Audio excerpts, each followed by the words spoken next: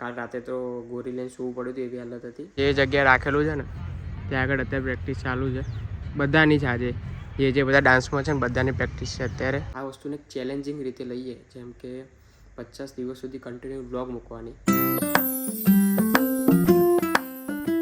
Hello guys, good morning. સ્વાગત છે તમારા નવા બ્લોગ પર. આજે રવિવાર છે એટલા માટે મમ્મી બહાર ગઈ છે, રિયા નાવા ગઈ છે, એટલે ચા ખાલી મૂકીને ગઈ. એટલે ચા અને જોડે કાલ બનાવ્યા હતા પૌવા. દાદાએ તો ચા પી લીધી અત્યારે. બસ હવે જાતે અમે કાઢીને પછી પીશું, કેમ કે આજે રવિવારે રિયાને હેરાન કરાય નહીં. આજે એક દિવસ એને રજા જેવો માહોલ મળે તો ભાઈ ખોટું ખોટું હેરાન શું કરું, થોડું જાતે કરી લઈશ.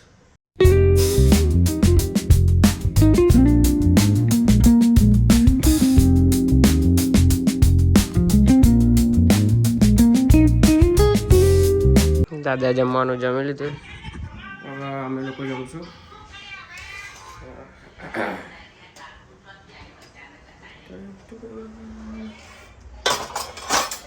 કપડા શું કરે? એ શું બનાવે જમવા?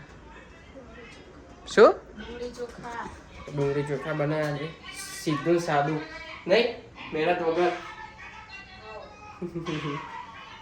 આજે ઉઠી મોડી કેમ કે આજે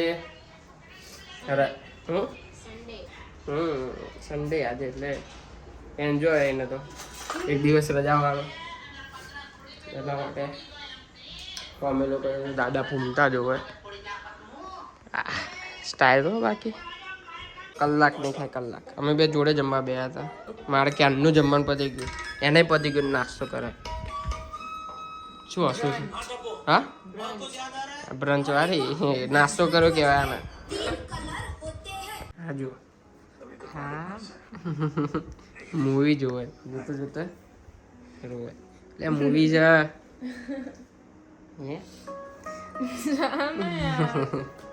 અત્યારે હું રિયા બંને જઈએ છીએ ડાન્સ પ્રેક્ટિસ પર.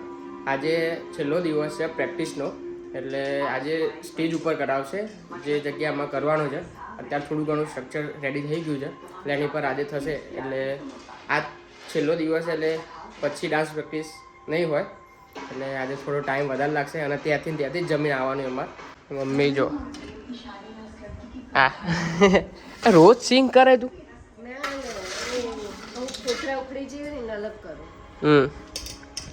એવું જરૂરી? બોલો, ઓ જલ્દી કર, ટાઈમ થઈ ગયો. 5 વાગ્યાનો ટાઈમ છે ને 5 ને 10 થઈ, હજુ રેડી નહીં થઈ. હા જો રસ્તામાં જતા જતા કેમ નાડે પાણી પીવું. શું ક્રેવિંગ્સ વાળી? એ મોડું થતું તો ખબર ના પડે. ના તે સ્ટેજ તો નહીં બન્યું, પણ જે જગ્યાએ રાખેલું છે ને ત્યાં આગળ અત્યારે પ્રેક્ટિસ ચાલુ છે બધાની જ. આજે જે બધા ડાન્સમાં છે ને બધાની પ્રેક્ટિસ છે અત્યારે. આજે જમવાનું બનાવ્યું છે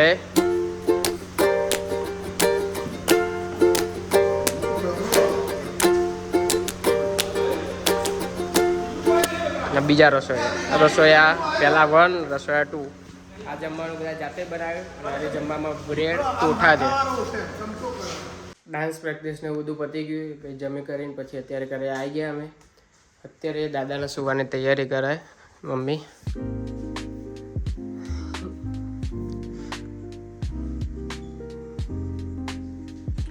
આ જો અડધી રાત્રે ખાય છે.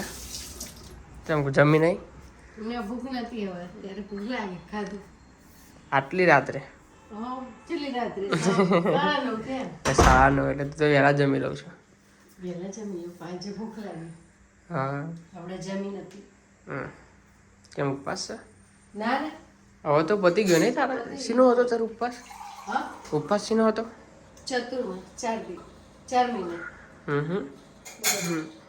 બોલો, 4 મહિના ઉપવાસ કર્યો. ઉપવાસ તો આપણાથી થાય નહીં, મહિનો નહીં થતો સરખો. શું કહેવાય? તું 4 મહિના ઉપવાસ શું કામ કરું? પ્રશ્ન એ છે. ભૂખ્યું તો રહેવાય નહીં. તમે જોયું તું એ ઉપવાસ હોય તારે બધું ઘેર ફરારી બની જાય, ખીચડી બની જાય ફરારી. હા શું કરું છું? હા મોરૈયો પૈસા સારું શું કહેવાય, વેફર વેફર બધું ઘેર હોય. ના ના વેફર નહીં ખાતું. વેફર ખાવું છું સાચું હોય. એ તો કોક જ દિવસ આમ બહુ વેફર નહીં ખાતી. બધું જ ખાય ઘરે. આ બધું મોરૈયો ખાધેલો વધારે. મોરૈયો નહીં, આ પેલી વેફર લાવો છો ઘેર, જે મસાલા વેફર, સાદી વેફર, પછી ઘેર કાતરી બનાવો છો. ના ના નહીં, તળી જ નહીં, પૂછી જોરિયા.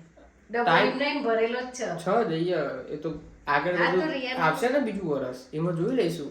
તારે તો જો ખાલી ખાશે તારે ખાય જ એ પકડી લઈશું તારે.